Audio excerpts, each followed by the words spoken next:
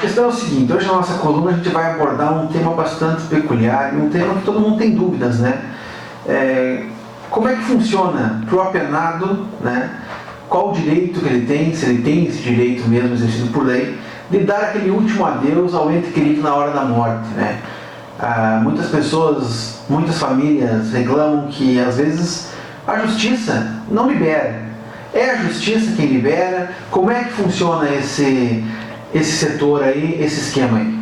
O importante aqui é consignar que isso se trata de um direito, né, do preso, previsto para todos os cidadãos que estão detidos, né, independente do crime ou suposto crime que tiverem cometido.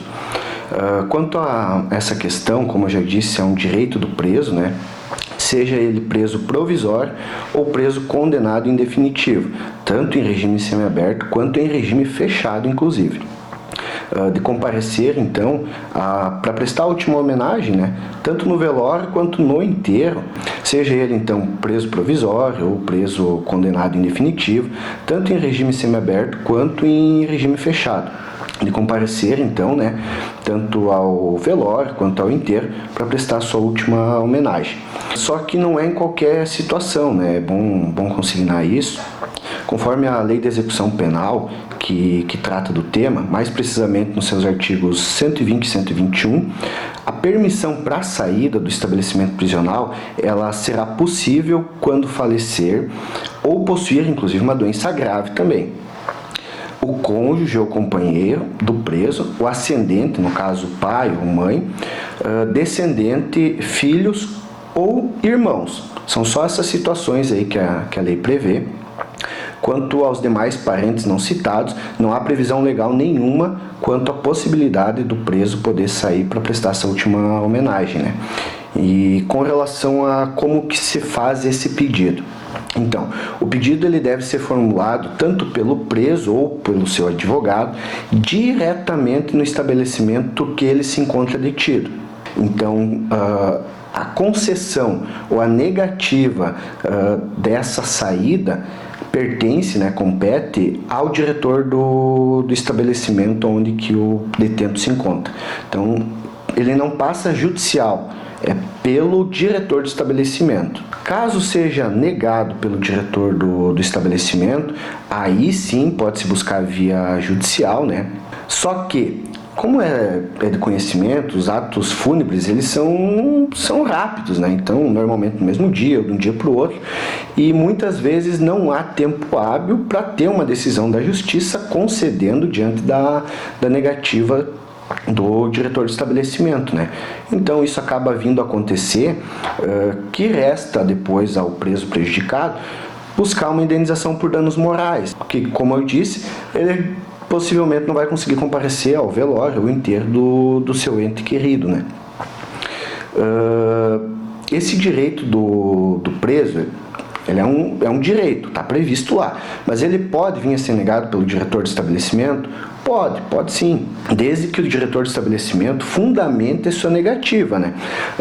Inclusive, quanto à questão que eu disse agora há pouco de buscar judicial, os tribunais eles têm entendido que a simples alegação pelo diretor do estabelecimento da falta de pessoal, seja agentes prisionais ou policiais penais, para realizar a escolta do preso até o enterro ou o velório, né, do seu ente querido, não é motivo suficiente para negar o pedido, visto que isso se trata de uma incompetência, né, do Estado em não possuir servidores suficientes para desempenhar o papel de segurança, né, de uma penitenciária. Então, o que pode acarretar, inclusive, em condenação do Estado e em danos morais, conforme eu já tinha relatado, né? Poxa, tem questões que as famílias entram em contato até com setores públicos, setores políticos.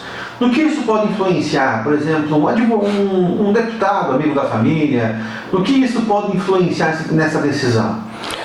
Então, Luizmar, legalmente, quando eu digo legalmente eu falo da lei, né? A lei não prevê nada de influências políticas. Todavia, o sistema prisional, o estadual, ele é gerido pelo governo do estado, né? Então, o governador é quem é a autoridade máxima, digamos assim, né? Que administra os presídios penitenciários no âmbito estadual. O diretor do estabelecimento prisional, querendo ou não, exerce um cargo político do diretor do estabelecimento.